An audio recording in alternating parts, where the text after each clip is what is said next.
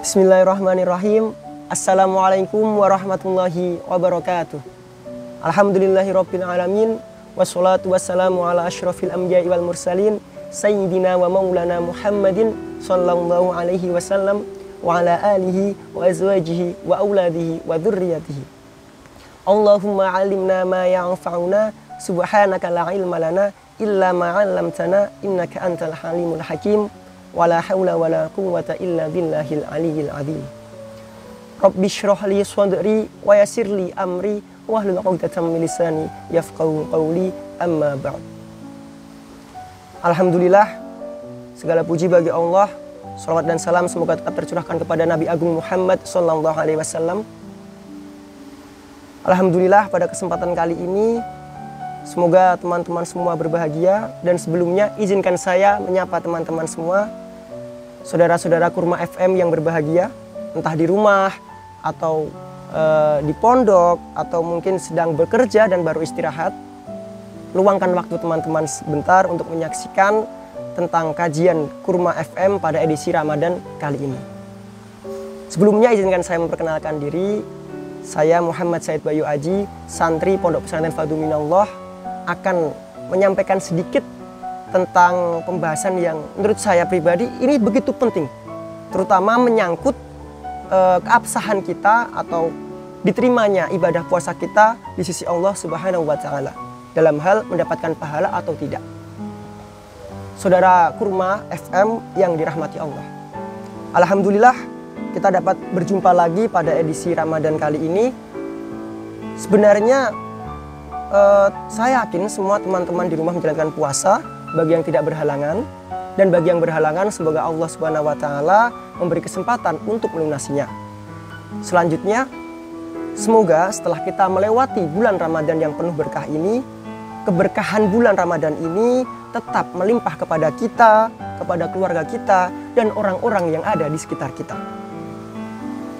Perlu diketahui saudaraku, bahwasanya puasa itu bukan hanya soal menahan lapar dan menahan haus. Karena apa? Karena dalam hadis dijelaskan Rasulullah SAW pernah bersabda, "Kam min shaimin laisa lahu min siyamihi illal ju' wal 'atash." Banyak sekali orang yang berpuasa, tapi dia hanya mendapatkan rasa lapar dan haus. Dalam arti dia tidak mendapatkan pahala puasa sama sekali. Karena apa? Karena persoalan puasa itu dibagi menjadi dua. Yang pertama, dia membatalkan puasa dan wajib untuk diqodho. Selanjutnya, dia membatalkan pahala puasa, tetapi tidak wajib diqodho.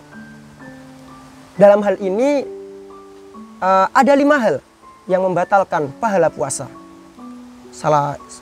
Bismillahirrahmanirrahim. Khamsun yuftirna as-shaima. Bahwasanya ada 5 perkara yang membatalkan pahala orang yang berpuasa.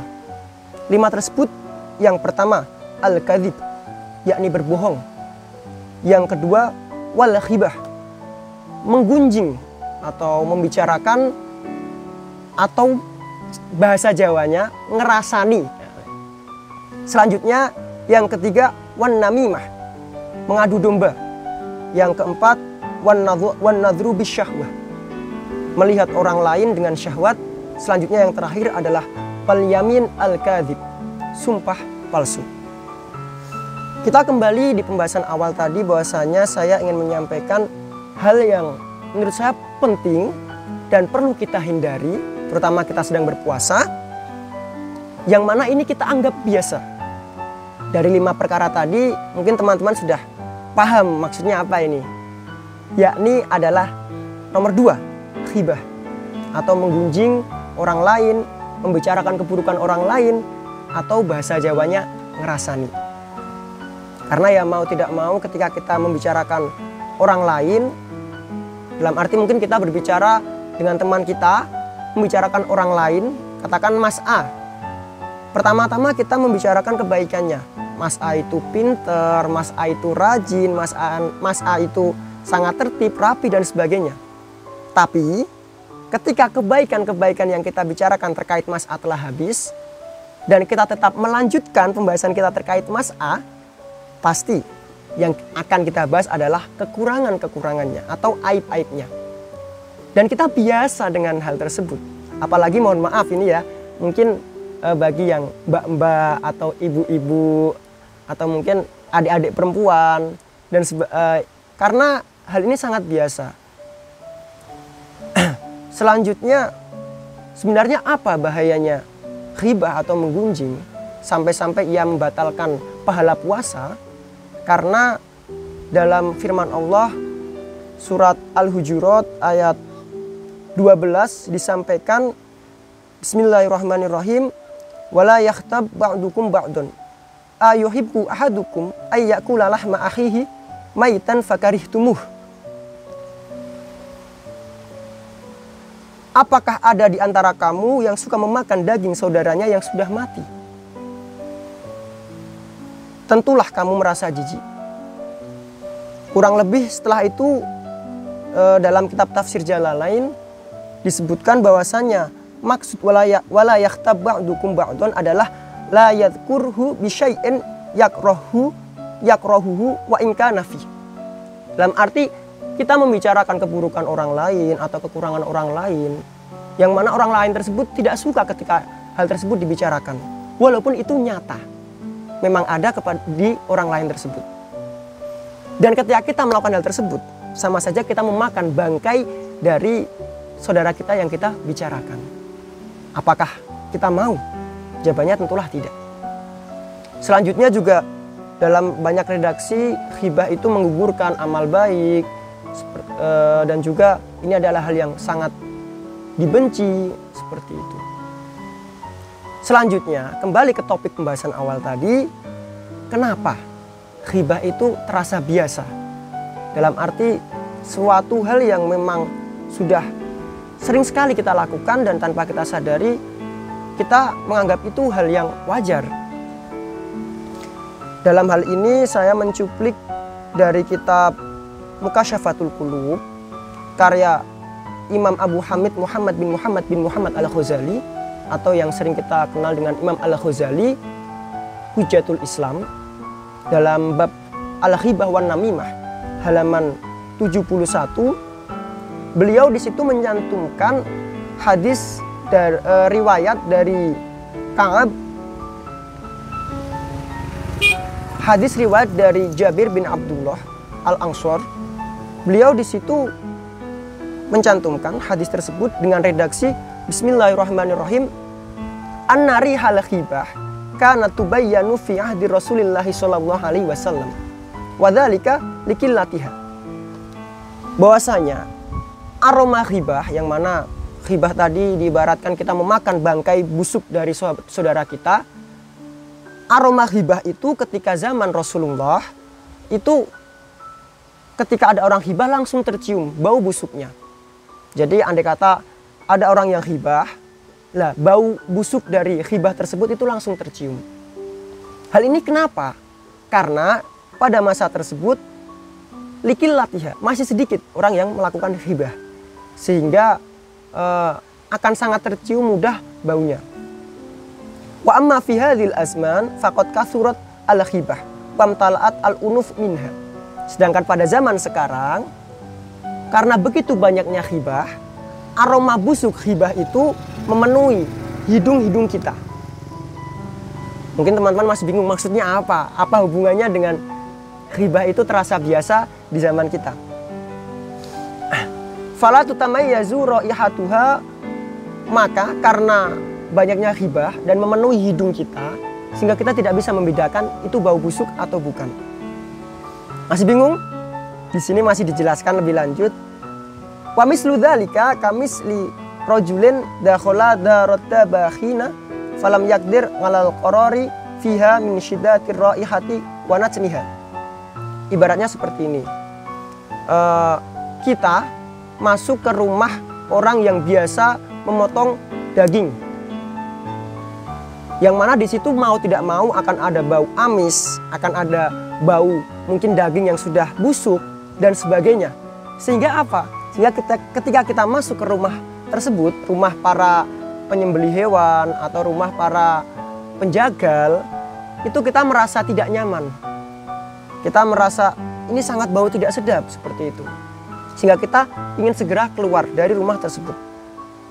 Sedangkan wa ahluha al-muqimuna fiha ya'kuluna at-ta'ama wa yashrabuna fiha wala yatabayyanu lahum tilka raihah al-munatannah li'annaha mal'at al-unufa fakadzalika amrul khibah fi ayamina hadhi. Sedangkan bagi keluarga rumah tersebut, bagi bapaknya, bagi ibunya, bagi anak-anaknya, mencium bau busuk tersebut sudah biasa. Itu sudah hal yang setiap hari mereka lalui. Sehingga apa? Sehingga mereka di dalam rumah tersebut yang mana ada bau busuk, terkait bau amis, mungkin bau busuk daging yang belum terolah, mereka biasa saja. Nyatanya, buktinya mereka makan dengan lahap, minum dengan sangat menikmati rasa segarnya. Karena mereka biasa mencium bau busuk. Sedangkan kita yang mungkin sekali jarang masuk ke rumah seperti itu, kita akan sangat terusik dengan baunya sehingga ingin segera keluar. Inilah perumpamaan kenapa ghibah di zaman Rasulullah itu baunya langsung tercium karena masih sedikit. Sedangkan pada zaman sekarang banyak sekali ghibah yang telah dilakukan oleh manusia sehingga kita biasa. Tidak bisa membedakan ini ghibah atau bukan. Mungkin contoh sederhananya juga ketika kita berada di tempat pembuangan sampah, kita akan sangat terusik dengan baunya sehingga kita ingin segera keluar. Sedangkan pekerja yang di mana di situ mengolah sampah, mengurusi sampah, mereka sudah terbiasa dengan bau sampah tersebut. Itulah ibaratnya ghibah pada zaman sekarang. Maka wajar ketika ghibah pada zaman sekarang sangat dirasa biasa. Tapi apakah biasa ini bisa dimaklumi? Jawabannya tidak. Jawabannya tidak. Karena sekalipun yang namanya dosa, ya tetap dosa. Walaupun sudah biasa. Dan ini sangat berbahaya bagi kita yang sedang menjalankan ibadah puasa Ramadan. Karena apa? Karena disebutkan di awal tadi bahwasanya ada 5 perkara yang mana 5 perkara tersebut ketika dilakukan akan menggugurkan pahala puasa yang telah kita laksanakan. Dan menurut saya akan sangat rugi ketika kita melaksanakan puasa dari pagi sampai maghrib dan ternyata kita tidak mendapatkan pahala apapun. Karena apa? Karena kita melakukan ghibah dan kita tidak sadar. Karena kita anggap hal tersebut biasa. Jadi saudara-saudaraku di rumah sekalian, atau yang ada di pondok atau dimanapun, pada kesempatan kurma Fadlu Minallah kali ini, yang ingin saya sampaikan adalah jangan sampai ibadah puasa yang kita lakukan dalam waktu 30 hari ini terbuang sia-sia. Sehingga apa resikonya? Resikonya kalau kita hanya menjalankan puasa menahan lapar dan haus, maka saya khawatir setelah keluar dari bulan Ramadan kita tidak mendapatkan hikmah apapun. Jadi silahkan, ini juga pelajaran untuk saya bahwasanya kita bukan hanya imsak menahan haus dan lapar, tapi kita juga menahan diri untuk melakukan dosa-dosa yang sering kita lakukan. Sekian mungkin yang dapat saya sampaikan. Tetap saksikan edisi-edisi kurma selanjutnya. Jangan pernah bosan untuk mencari ilmu. Sekian dari saya Muhammad Said Bayu Aji, santri Fadlu Minallah. Wassalamualaikum. Bila ada salahnya saya mohon maaf. Jika ada benarnya itu dari Allah Subhanahu wa taala. Wassalamualaikum warahmatullahi wabarakatuh.